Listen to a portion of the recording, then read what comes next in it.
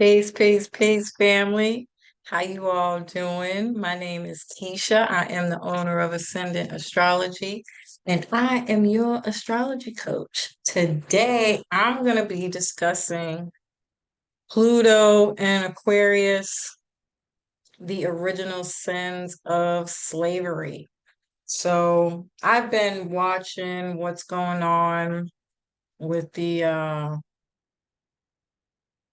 Justin Pearson stuff and John Stewart, the white dude, talking about slavery. And I'm picking up some symbolisms and things that I think we can see being played out over the duration of the Pluto and Aquarius transit. And I think it's time for us to start to look at this from a different perspective. It might be an unpopular one for sure, but as we know, everything goes back to slavery. And Pluto makes us pay back karmic debt. And if you've been following me for a while, then you know I've been talking about this. You gotta pay. You can't avoid not paying karmic debt.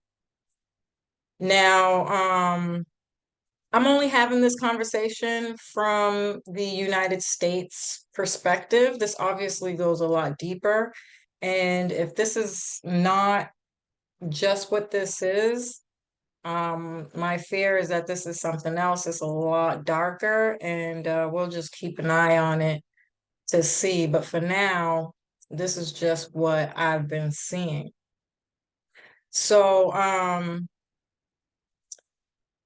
just to give you guys something to consider, because in order for us to defeat this time, we're going to have to let go of the psychological conditioning and the mental prison that we've kind of adopted over these last, whatever amount of years in order to fight this battle that I think is either coming or is already here.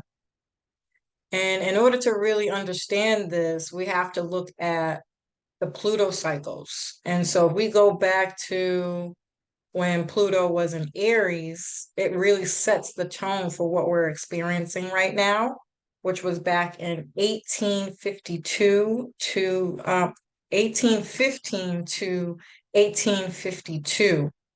There was a push for individualization, and that's when everything kind of became more modern, and that obviously grew over time.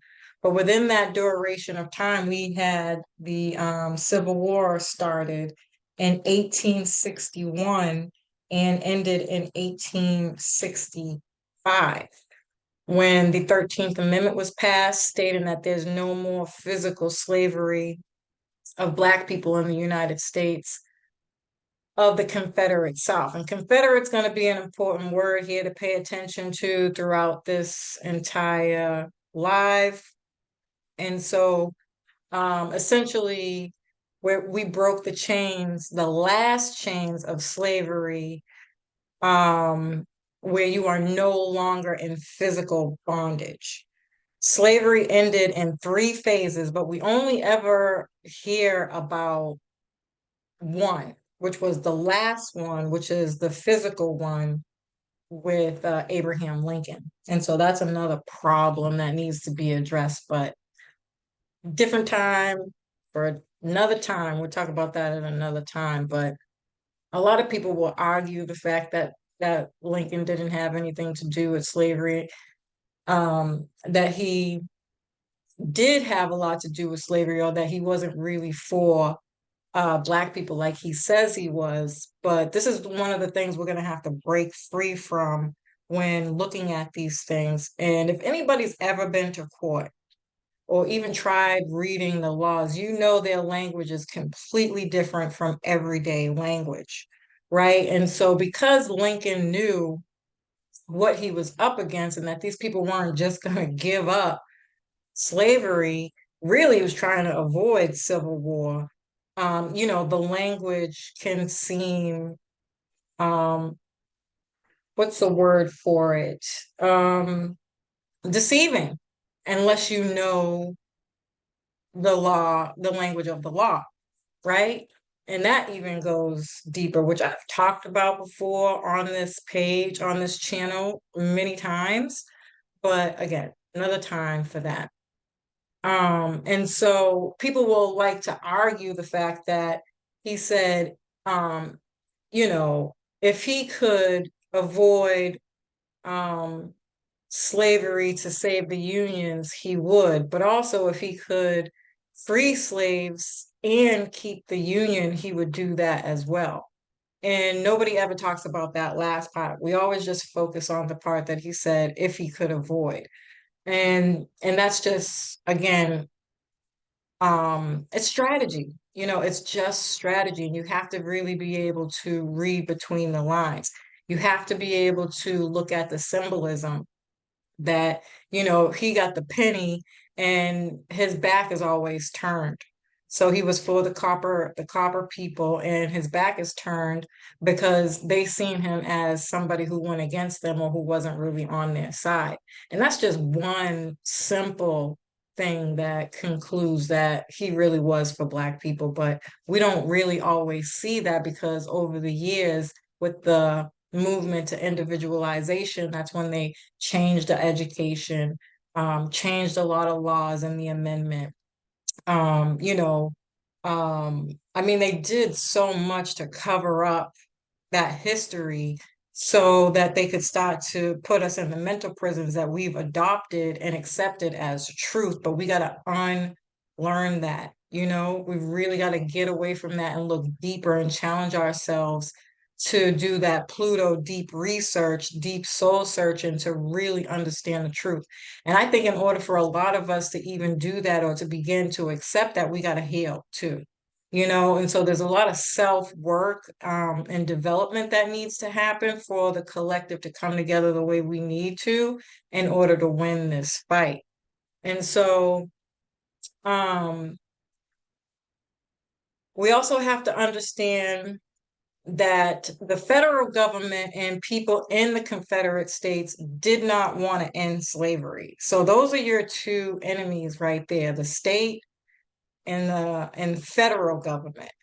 Um, that's going to be another thing that I think is going to be really hard for us to accept because we just kind of don't look deep enough into things. We don't know how to study the symbolisms and be decoders. We've kind of moved away from that intelligence that we had, and it's harder for us to decipher between the truth and what's a cover up. And we got to get away from that. But United States inherited slave stater and free stater by King George. I would get a pen if you're really interested in doing the work and challenging yourself with this stuff to write down the things that I'm saying and go do your own research. But don't just go to Google, like get a real book and do some real research because that's where you're going to get the truth.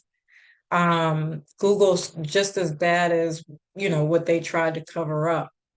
And so you might not always get real facts there. Sometimes you got to go deeper than that. And so, again, the United States was inherited slave stater and free stater by King George in the colonies, which became the new nation, which I feel is like what we're in right now.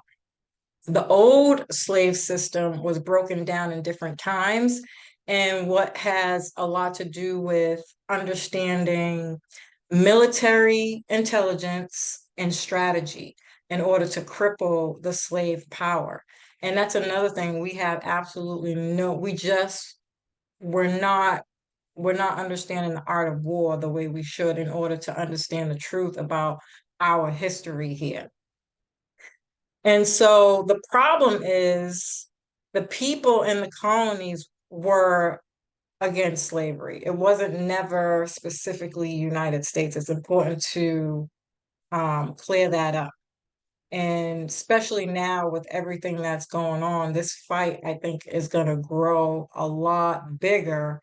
And if we don't know, where the hell are we going to go? And if we don't understand military intelligence, how are we going to strategize around these types of things? Um, I think another thing that we have to keep in mind is oh,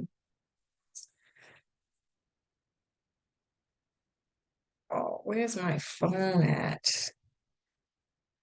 I can't even think of her name right now. It's really pissing me off. Should have wrote it down.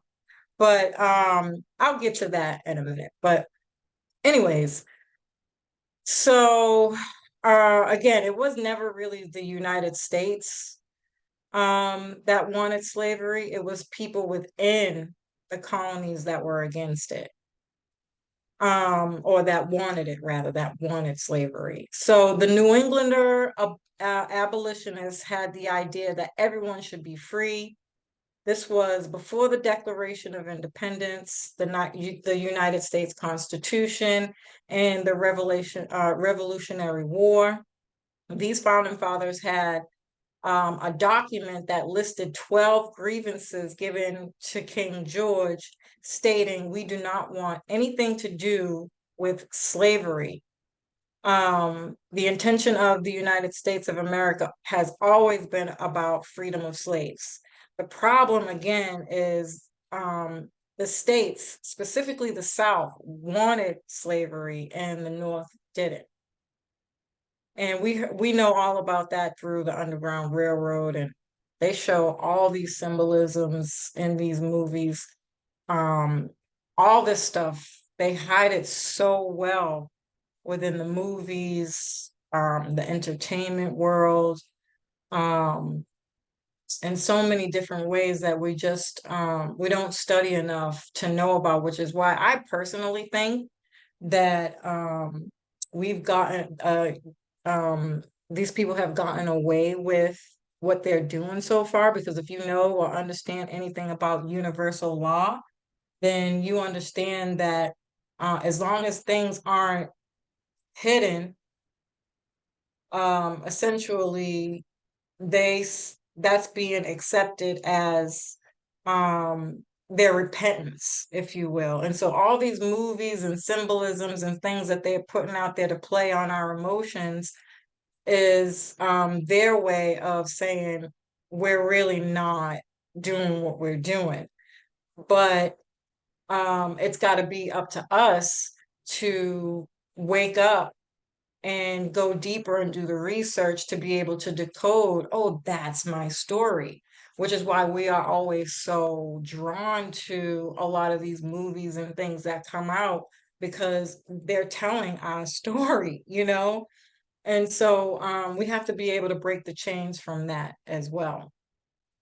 Now, the North had free states and underground railroads, Union soldiers, and the NWO, which was the Northwest Ordinance. Now, the Northwest Ordinance, you can go look this up too, are a group of white people. They're not even Black, who fought for the civil rights movement and the freedom of slaves. You can go look that up on Google. That's plain as day. They even show you pictures and give you some background story on it too. So when Justin Pearson said that white people need to be held accountable, he's speaking to the Union soldiers. This is a call to war, which is the Aries North Node, which we're about to have the eclipse on the 20th. And that transit's going to be playing out for the next 18 months. Very interesting. Also, we have to remember we had the Gemini Sagittarius axis, nodal axis, about 2 years ago. It was right after the Cancer Capricorn eclipse. So, like at the end of 2020 was the Gemini Sagittarius axis. And anytime you have an access, it still lasts for up to 5 years. You can see that storyline being played out behind the scenes, if you will. So it's still being played out here. And if you've been following me for a while, you'll remember I spoke about Civil War when I talked about this transit, which I think we'll see resurface when Uranus enters Gemini in 2026. One, Uranus is the ruler of Aquarius, just one of the rulers of Aquarius. And two, Geminis rule your neighborhood, cities, and states. Which is why I mentioned that I think it's very possible that we can have a civil war. And the reason I put that in there is because a lot of what was broken up, or the history before um the Civil War, when I say they were broken up or broken down into different times, they were broken up into different states. And so again, I'm not going to get into the specifics of it. You really have to go do your own research to understand this. But so who were the free states? The free states were Pennsylvania, New Jersey, Connecticut, um, Massachusetts. You should look up Charles Sumner um caning, the Charles Sumner caning, like a cane. Um, that story is wild. That will give you more insights to what it is I'm talking about right now. Um, New Hampshire, New York, Maine, Ohio, Illinois, Indiana, Michigan, and Wisconsin. So those are the free states. And who were the slave states? South Delaware, Georgia, Maryland, South Carolina, which South Carolina, by the way, started the Civil War. Virginia, North Carolina, Missouri. Go look up the Missouri Compromise. That's going to give you more insights to what it is I'm talking about right now. And check out the Mississippi Secession speech. And Tennessee is another slave state. And so a lot of what was happening prior to was, as they was kind of having these conversations about the Declaration of Independence and laws and amendments, and pretty much just going back fighting amongst, whether or not they were going to free the slaves or not. What they did was, now I have to make sure I look at this, is they penned states to fight against one another. So Pennsylvania when it fought against Delaware. So any slaves that were in Delaware, um, the abolitionists in Pennsylvania went there to go help them get out more underground railroads. And the NWO kind of rallied together to set up things so that they could be free, or come to their state. And then New Jersey against Georgia, same situation.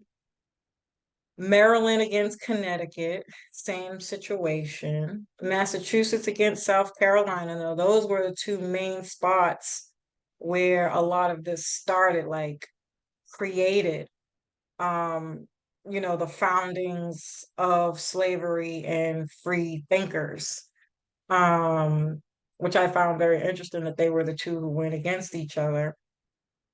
Um, then New Hampshire against Virginia, North Carolina against New York, and Missouri against Maine. Now, I'm not going to go through all of them. I just wanted to name some.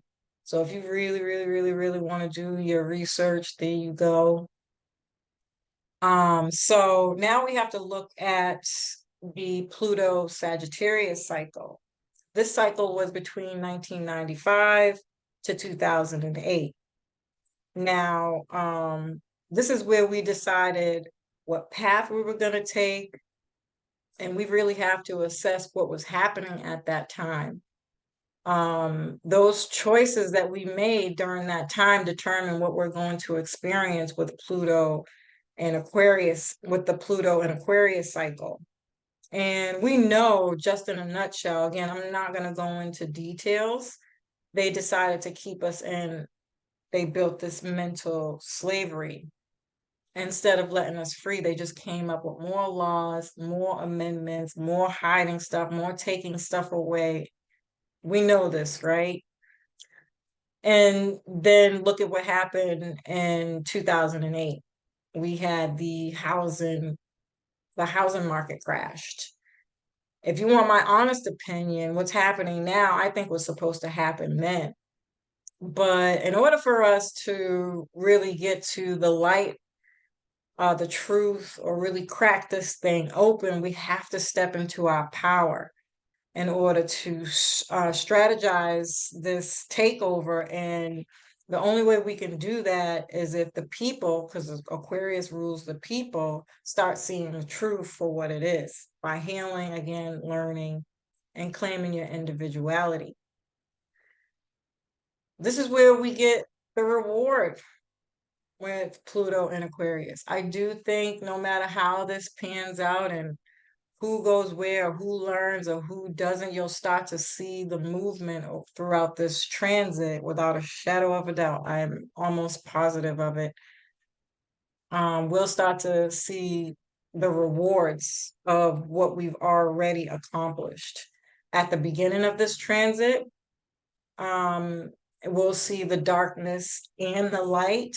So where we've accomplished and what still is kind of hidden and needs to be dug up and spoken about. And this way,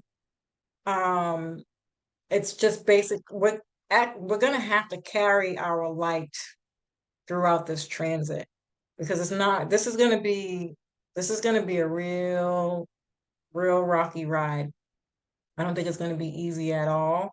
But what Aquarius wants us to do is to find our soul tribe, a group of like-minded people to help us take our power back. And again, I'm going to say, I'm pretty damn sure that's what Justin Pearson was indicating. In fact, I am 100% sure that was a call to war. And the Pluto and Aquarius cycle is from now until 2043, or some people will say 2044, whatever. The only reason why most people don't include this year is because it's still going to be between Capricorn this year and even next year too, if we want to get technical, but not as much as this year. So um I think we can try to avoid this conversation if we want, but I don't think we're going to be able to. So we got to let that race stuff go. We're going to have to mix and mingle with white people. Um, I don't think it's going to be easy. I really, really don't. I think we got a lot of work to do. Um, and it's crazy. We also have to look at the ruling planet of Aquarius, which is Saturn and Uranus. And right now, Saturn is in Pisces and Uranus is in Taurus. And this is going to help us decide what we value as a collective consciousness. And those change, they will change quite a lot throughout this cycle in different signs. So it's going to be very interesting. It's going to be very interesting. I think it's going to be great overall. I think it's going to be dope, even though it might be scary to think about. But one way or another, they have to pay. And in order for them to pay karmic debt, we have to be at a healthy place in our lives as the people to be able to open up for the universe to work through us to make these things work. And so, it's a call to really all the warriors and soldiers that are ready for that fight. We got a lot of work to do, but we got this whole 20-year cycle to do that. So we'll see, family. Anyway. As usual, family, I love and appreciate you. I hope you found this information helpful. Peace.